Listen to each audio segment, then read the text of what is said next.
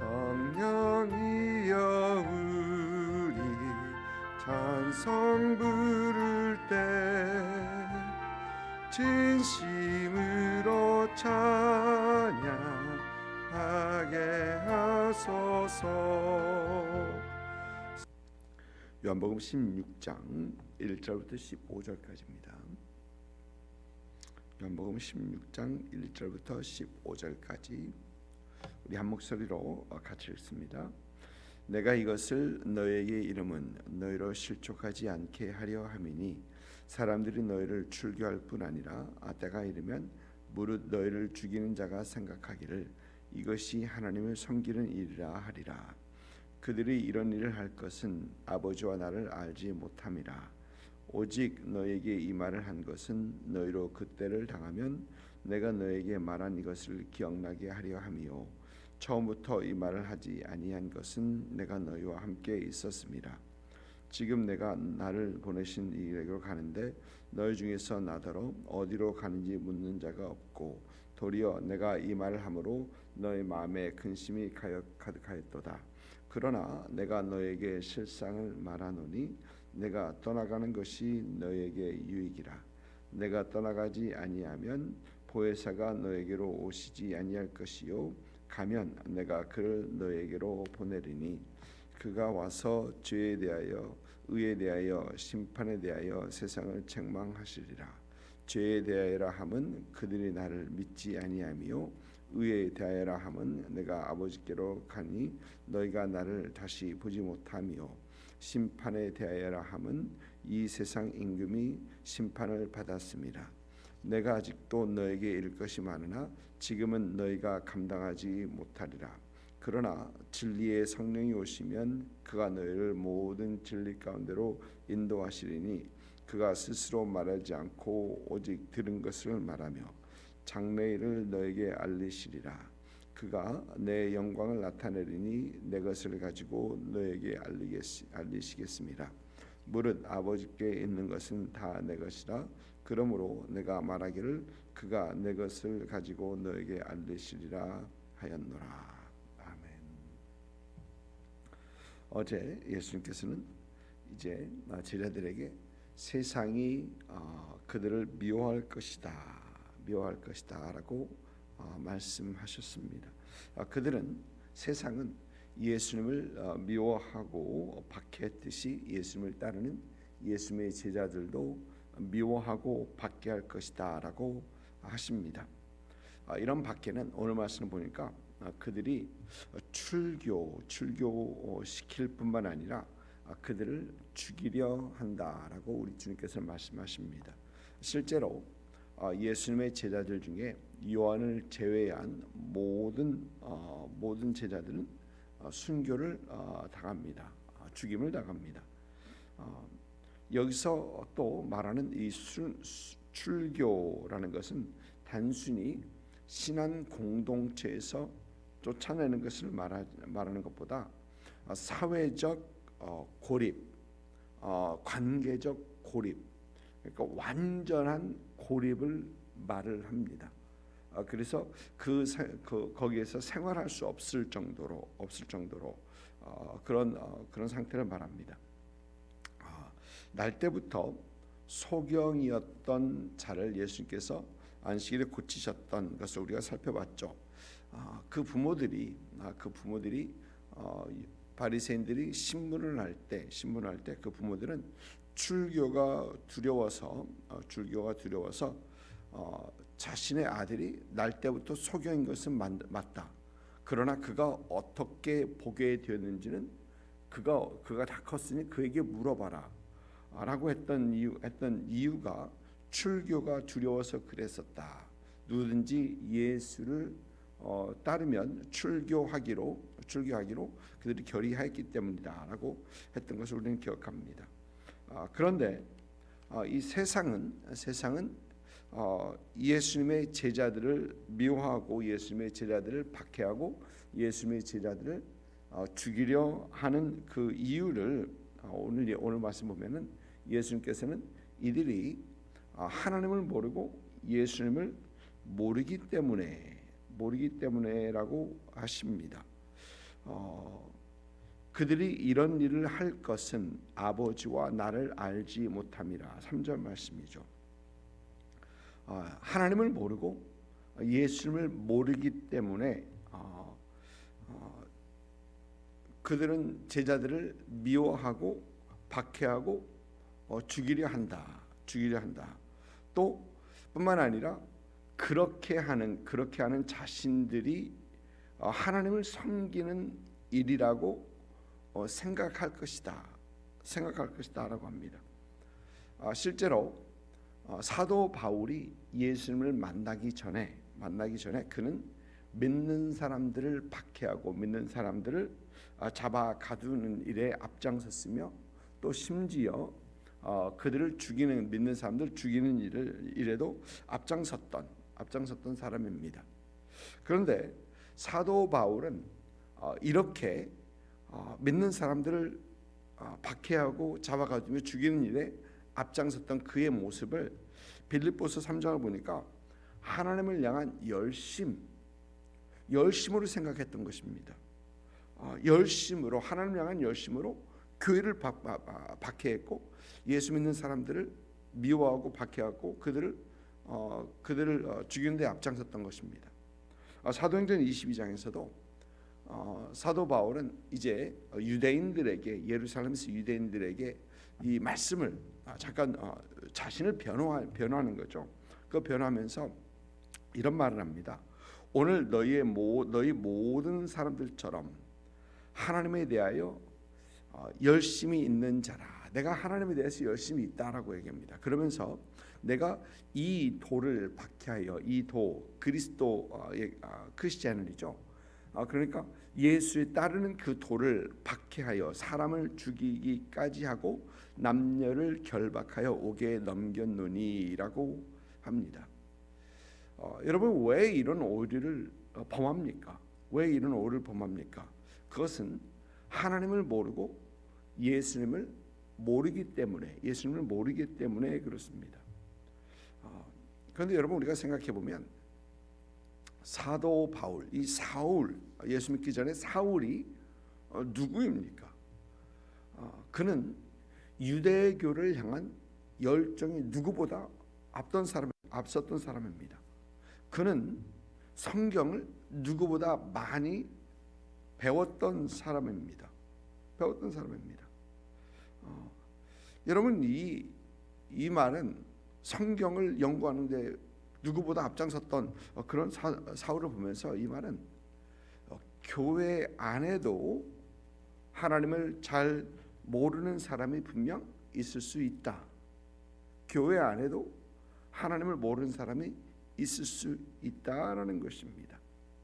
여러분 호세아서를 보니까 호세 선지자는 백성에게 이런 말을 합니다. 내 백성이 지식이 없으므로 망하는도다. 물론 하나님의 말씀이죠.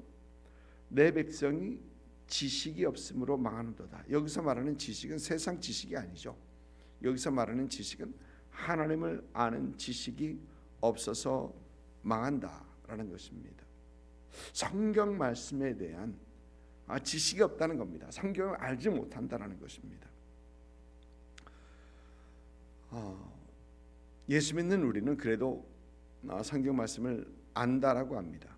그런데 여러분 가끔 믿지 않는 사람들하고 성경에 대해서 얘기하면은 성경이 신약과 구약이 있는 것도 몰라요. 성경이 몇 권인지도 모릅니다.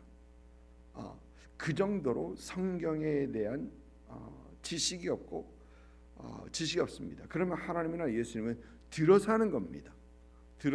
누구인가가 들어서 하는 겁니다.